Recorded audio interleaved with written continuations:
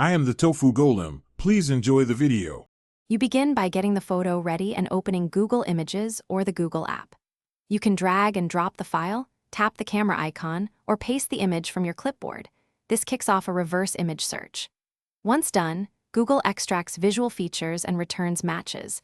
This is why using a clear, uncropped photo helps. Make sure the image resolution is sufficient so details register, and proceed to view the initial results list that appears below the search bar. Next, refine what Google shows by combining the image with text keywords. Add a name, place, or product term to narrow results. You can click visually similar or all sizes to find alternate versions, and use the preview tools to crop or rotate the image if background clutter dilutes matches. Once you make those changes, Google recalculates matches based on the focused area. This is effective because cropping highlights unique features, so make sure to test different crops to improve accuracy.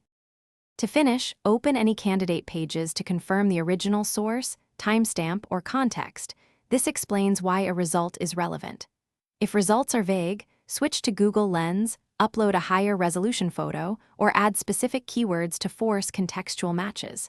Make sure to try different angles or crops. Sometimes a slightly larger or clearer version reveals the right source. Troubleshooting tip: if matches fail, increase resolution or change the focal area. Low-quality images.